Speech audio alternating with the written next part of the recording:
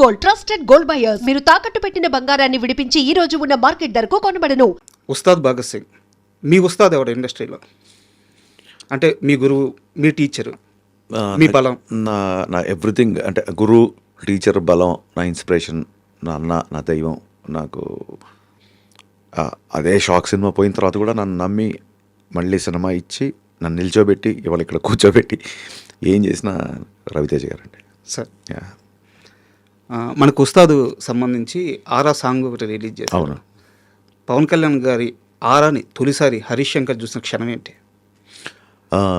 బీహెచ్ఎల్లో తమ్ముడు ఉన్న తొలి ప్రేమ షూటింగ్ జరిగినప్పుడు తొలిసారి ఆయన డైరెక్ట్గా చూశాను. అంతకుముందు ఐ థింక్ సంజీవయ్య గార్డెన్లో అక్కడమ్మ ఇక్కడ పోయి ఓపెనింగ్ కూడా వెళ్ళాను, కానీ అప్పుడు సరిగ్గా చూడలేకపోయాను. చాలా క్రౌడ్, పోలీసులు, హడావుడి ఉండేది. ఆయన సినిమా అక్కడమ్మ ఇక్కడ పోయి ఓపెనింగ్ అక్కడ జరిగింది. సార్, బట్ బీహెచ్ఎల్లో చాలా తృప్తిగా ఒక 20-30 రోజులు పెద్ద పెద్ద షెడ్యూల్స్ చేశారు. 2 సినిమాలు అక్కడ చూశాను. బట్ నేను యాజ్ అ డైరెక్టర్గా ఆయన ఫస్ట్ టైం కలిసింది ఆయన ఫామ్ హౌస్లో మిరపకాయ కట్ చేయడానికి వెళ్ళినప్పుడు. ఒక బ్లూ డెనిమ్ జీన్స్, డెనిమ్ ప్యాంట్స్లో ఆయన్ని ఫస్ట్ టైం చూశాను. 1.5-2 గంటలు స్పెండ్ చేశాను. అది ఫస్ట్ మెమరీ. గబ్బర్ సింగ్ సినిమాలో డైలాగ్ ఉంటుంది సార్, పసివాడు పవన్ కళ్యాణ్ అయ్యాడు అని చెప్పేసి. ఉస్తాద్ భగత్ సింగ్కి వచ్చేలాగే పవన్ కళ్యాణ్ డిప్యూటీ సీఎం అయ్యాడు. సో హ్యాండిల్ చేసే విధానం మారుద్ది. భయం పెరిగిందా, బాధ్యత పెరిగిందా? బాధ్యత పెరిగిందండి.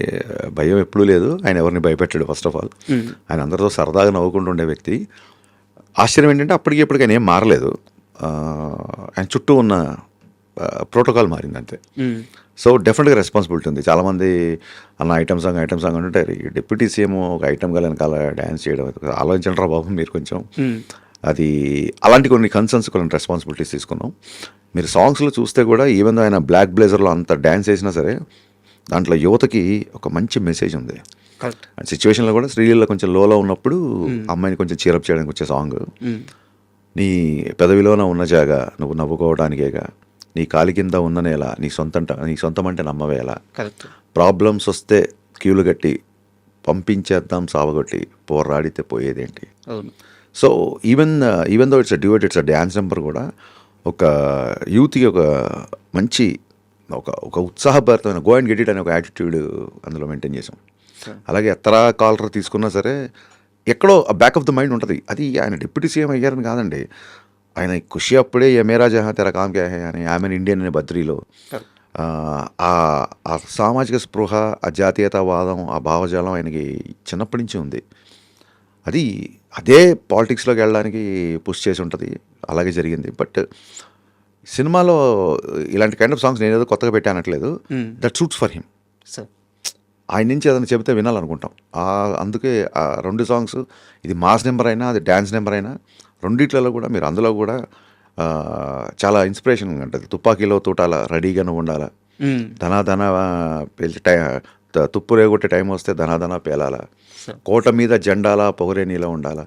ఏదైనా సరే ఒక యూత్ ఒక దాని ఏమంటారు ఒక ఉత్సాహంతో ముందుకి ఉరకలు వేసేలాగా ఒక శ్రీశ్రీ, నేను ఇందాక చెప్పాను ఇంటర్వ్యూలో, శ్రీశ్రీ పద్యానికి శ్రీశ్రీ వాక్యానికి స్వాగ్తో ఉన్న ఒక ప్యాంటు షర్ట్ వేసి దానికి ఒక మనిషి రూపం దాలిస్తే దట్ ఈస్ పవన్ కళ్యాణ్.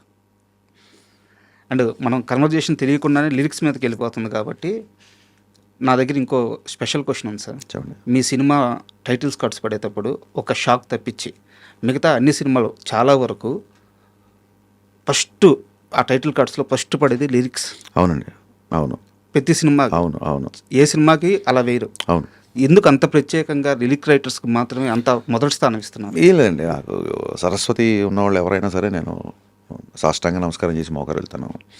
అందులోనూ నాకు చిన్నప్పటి నుంచి నాన్నగారు తెలుగు టీచర్ అవడం వల్ల చిన్న పుస్తకాలు, సాహిత్యం టచ్ ఉంది. నా ఆఫీస్లో నా పూజ గదికి ఒక పక్క ఇళయరాజా గారు, ఒక పక్క వేటూరు గారు ఉంటారు. అంటే దేవుళ్ళు డైరెక్ట్గా మనతో ఇంటరాక్ట్ అవ్వలేక సంగీతం రూపంలో రాజా గారిని, సాహిత్యం రూపంలో వేటూరు గారిని మనకు పంపించారనేది నా ప్రగాఢ నమ్మకం. నేను అదే ఇల్యూజన్లో ఉంటాను, నేను అదే ట్రాన్స్లో ఉంటాను. అదే నన్ను ముందుకు తీసుకెళ్తుంటుంది. అదే నాకు అంటే ఇప్పుడు మీరు అన్నారు సార్, షాక్ సినిమా లిరిక్స్తో మీ యొక్క దాంపత్యం స్టార్ట్ అయింది అని.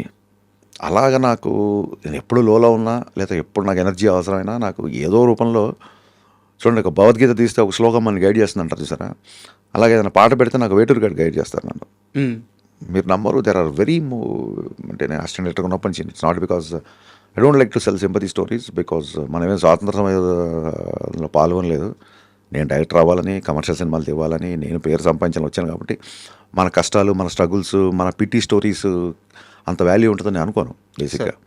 మనం దేశంలో పాల్గొని లాఠీ దెబ్బలు తిని జైలుకి వెళ్తే దాన్ని త్యాగం అంటారు తప్ప, నేను 2 రోజులు తినలేదు, 3 రోజులు పడుకోలేవని నేను చెప్పుంటాను ఇమెచ్యూర్గా. బట్ ఇవన్నీ అయింది నువ్వు డైరెక్టర్ అవ్వడానికి, నువ్వు ఏదో సైంటిస్ట్ అవ్వడానికో దేశానికి ఏదో ఉపయోగపడమని కాదు. So I don't believe that. But having said that, ఎప్పుడన్నా లోలో ఉన్నప్పుడు నాకు వెటూరి గారి సాహిత్యం చాలా రకాలుగా, అంటే మా ఊపిరి నిప్పుల ఉప్పెన, మా ఊహల కత్తుల వంతెన, మా దెబ్బకు దిక్కులు పిక్కటిల్లిపోయే రంపంపం, ఆ లైన్స్, అందులోనే నేడేరా నీకు నేస్తాము రేపే లేదు, నిన్నంటే నిండు సున్నరా రానే రాదు. చిన్నప్పటి నుంచి ఇలాంటి బాగా వినడం మూలంగా, తెలుగు మీడియం స్టూడెంట్ అవ్వడం మూలంగా నాకు ఎస్పెషల్లీ మాటలంటే నేను రాయగలుగుతాను, కానీ లిరిక్స్ రాసేవాళ్ళంటే నాకు చాలా గౌరవం. అందుకు లిరిసిస్టుల పేర్లు నాకు ఇప్పుడు ముందుంటాయి. Super sir. అండ్ ఈ 2425 కార్ ఫ్యాంటసీ అని సార్ మీకు? ఏం లేదండి, బిహెచ్ఎల్ శ్రీనివాస్ గారు కానీ నేను థియేటర్ చేసినప్పుడు నాకు ఒక సన్నిహితుడు, నాకంటే చాలా పెద్ద, నాకు గైడ్ లాగా ఉండేవాళ్ళు. మిరపకాయ సినిమా బిఫోర్ ఆయన కొత్త కారు కొనుక్కుంటే ఆయన పాత కారు నాకు అమ్మేశారు. దాని నెంబర్ 2425. సో అది ఉన్నప్పటి నుంచి అన్నీ అలాగా నేను ఆ కార్లో నరేషన్కి వెళ్ళినప్పుడు ఓకే అవ్వడం, ఆ కార్లో బయటికి వెళ్ళినప్పుడు సినిమాలు బ్లాక్ బాస్టర్ రిపోర్ట్ రావడం, ఇవన్నీ ఇప్పుడు మా ఫ్యాన్స్కి చెప్తే అన్న ఆ కార్ ఎక్కడ తీసుకొచ్చాయని అంటారేమో. సో అప్పటి నుంచి ఇంకా 2425 స్టార్ట్ అయింది. గబ్బర్ సింగ్లో కూడా నాకు తెలియకుండా మా కోడేటర్ బాబీ సార్ బండికి, సార్ బైక్కి ఆ నెంబర్ వేసేసాడు. సినిమా ఇండస్ట్రీ హిట్ అవడంతో ఇంకా మా డైరెక్షన్ డిపార్ట్మెంట్ తీసుకున్న కాల్, అది నాది కాదు. అదే చాలా సినిమాల్లో గమనించాను. ఉస్తాద్లో కూడా అదే ఉంటుంది. అవును సార్. ఇప్పుడు ఉస్తాద్ విషయానికి వస్తే, మామూలుగా పవన్ కళ్యాణ్ గారి సినిమాలు అంటే ఆయనకున్న ఫ్యాంటసీ ప్రకారం, లేకుంటే ఆయనకున్న ఇష్టం ప్రకారం తుపాకులు, రకరకాల గన్స్ కనిపించడం సర్వసాధారణం. ఉస్తాద్లో కొత్తగా యారో కనిపిస్తుంది అండి. అవునండి, బాణం అనేది ఐ థింక్ నాకు తెలిసి అంటే దాన్ని ఏమంటారు, కథను సపోర్ట్ చేసే దీంట్లో ఒక ట్రైబల్ కుర్రాడు, చిన్నప్పటి నుంచి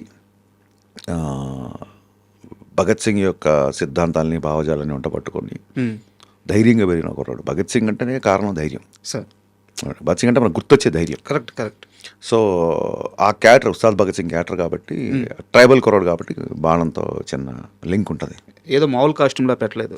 అవును. ఫంక్షన్ సార్, మీ fans, cult fans, sir fans, Pawan Kalyan గారి ఫ్యాన్స్ అందరూ ఫంక్షన్ కోసం చాలా ఈగర్గా వెయిట్ చేస్తున్నారు. రేపు ఫంక్షన్ ఏ స్థాయిలో ఉండబోతుంది? మీరు అంటే అంత ఫ్యాన్స్ అందరూ ఊహించుకునే స్థాయిలోనే ఉంటుంది. బట్ టు బి ఫ్రాంక్, నేను సినిమా ప్రీపోన్ చేయడం మూలంగా అసలు ఫంక్షన్ ఏర్పాట్లు ఏంటి, అవి ఏంటి, ఎలా జరుగుతుంది ఏంటి, అస్సలు ఐడియా లేదు. కంప్లీట్ పోస్ట్ ప్రొడక్షన్ పనిలో, ప్రమోషన్లో ఉండడంతో నిజంగా ఐడియా లేదు. పోలీస్ గ్రౌండ్లో జరుగుతుంది ఫంక్షన్, అద్భుతంగా ఉంటుంది డెఫినెట్గా.